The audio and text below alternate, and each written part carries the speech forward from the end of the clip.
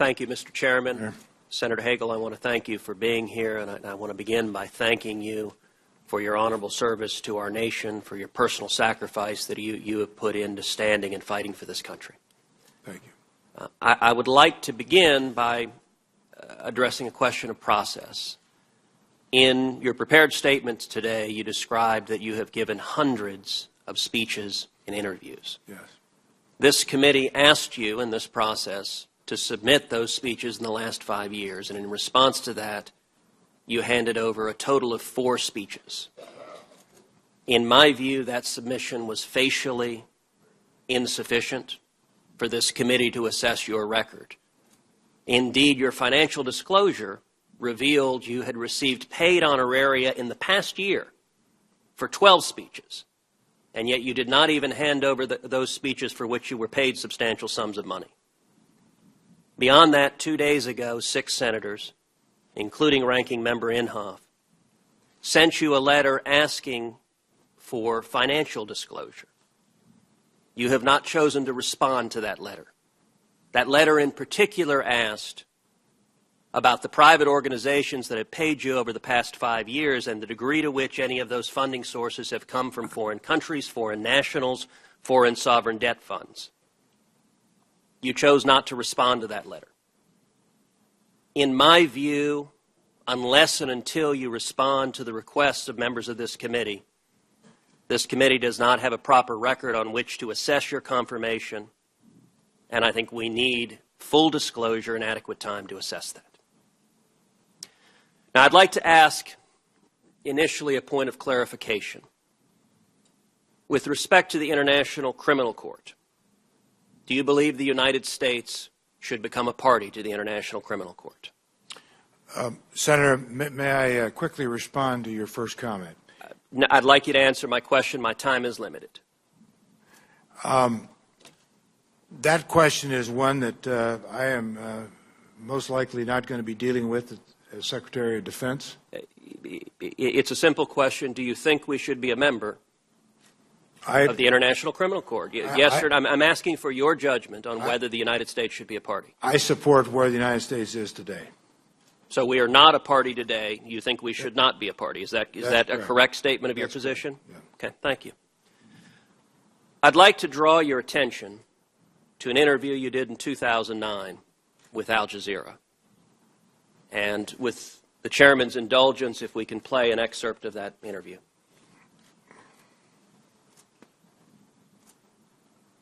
Leadership around the world, there is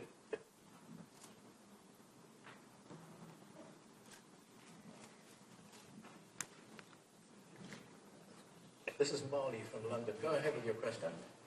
Hello, sir. Good evening. It's a very good proposition. But first of all, I believe, very strongly I believe, the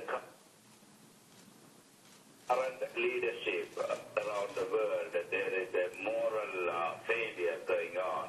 Unless they have a moral capacity to talk and do what they talk. For example, if you look at Palestine, there is a war crime and they are not dealing with it. But in Sudan, they are dealing with it and they are really biased justice. And if you look at Sri Lanka, the Tamils being killed, there is a genocidal war going on in Sri Lanka.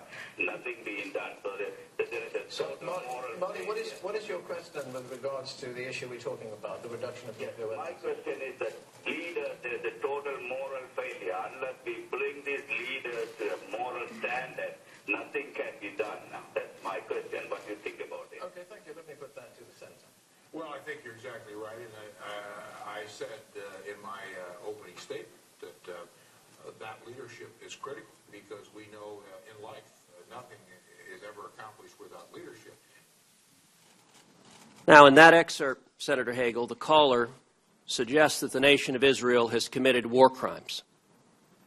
And your response to that was not to dispute that characterization, but indeed to describe what he said as, quote, well, I think that's exactly right.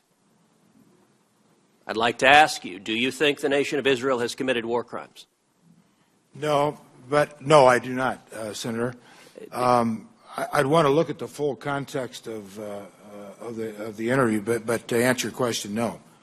I mean, the context of that question, we played the entirety of it, and I wanted to give you that context so you can hear the question and you can hear your response. I would suggest that a suggestion that Israel has committed war crimes is particularly offensive, given that the Jewish people suffered under the most horrific war crimes in the Holocaust.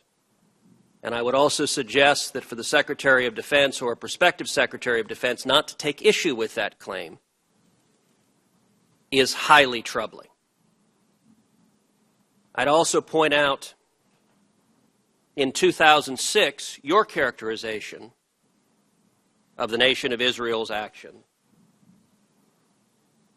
and that was in a speech on the floor of the Senate, you referred to Israel's military campaign against the terrorist group Hezbollah as a, quote, sickening slaughter.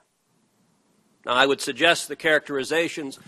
Do you think it's right that Israel was committing a, quote, sickening slaughter, as you said on the floor of the Senate? Well, I think, again, I would want to read all of it, what I said. First, I've said many, many times, Senator, every nation has a right to defend itself. And do you think a sickening slaughter would constitute a war crime? No. Depends on they were attacked. Depends on many factors. If Israel was defending itself, there was slaughter going on both sides. Does one typically characterize defending yourself against terrorism as a sickening slaughter? No, but again, Senator, I'd want to look at everything because... Okay, well, let's look at another excerpt from the same interview, if we can play the second excerpt. We've got an email from Wendy Day. She writes to us from Georgia here in the United States, and she writes, can the rest of the world be persuaded to give up their arsenal when the image of the United States is that of the world's bully? Don't we indeed need to change the perception and the reality before asking folks to lay down their arms, nuclear or otherwise? Mm-hmm. Well, her observation is a good one, and it's relevant. Yes, to her question. Senator Hagel, do you think it's appropriate for the chief civilian leader of the U.S. military forces to agree with the statement that both the perception, quote, and the reality is that the United States is, quote, the world's bully? I didn't hear her say that, by the way, the United States. And I think my comment was it's a relevant and good observation. I don't think I said that I agree with it. With respect, I think the record speaks for itself. It was in writing that she said the U.S. is the world's bully, that it is the reality. And your response, you did say you agree with it. You said her observation is a good one, it's relevant. Yes to her question. You explicitly agreed with the characterization of the United States as the world's bully.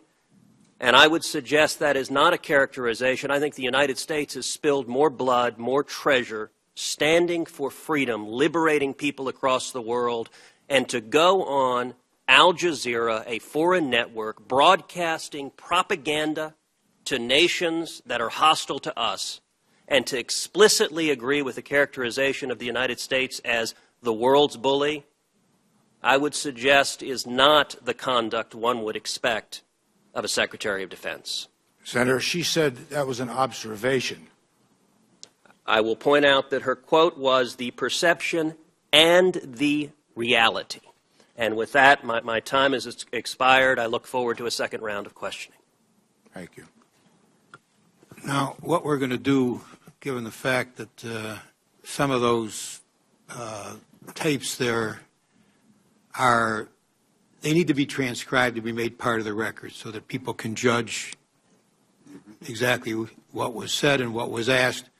I heard that first question, by the way, as a response to the need for moral leadership. I didn't hear it the way the Senator Cruz did, but in any event, it's important that the words be transcribed so that they can be made part of the record. This is a rather unusual thing. I told Senator Cruz that I preferred that we have a transcript and that you be asked questions from a transcript, but that I didn't want to stop him from offering the tape of it, and he went ahead and did it. And in any event, I think fair thing now is that the transcript of each of those segments be made part of the record, and that we give also Senator Hagel an opportunity, should he want, either on this question or, by the way, on other questions, an opportunity to answer for the record in any way he might proceed as though he were answering questions for the record. Thank you, Mr. Chairman. We'll be happy to provide a transcript, and we'll also be making public a link both to these excerpts and to the entire transcript so that anyone who wants can view it in its entirety and assess it in context. That'd be very helpful. Thank you, Senator Cruz. Senator Hirano.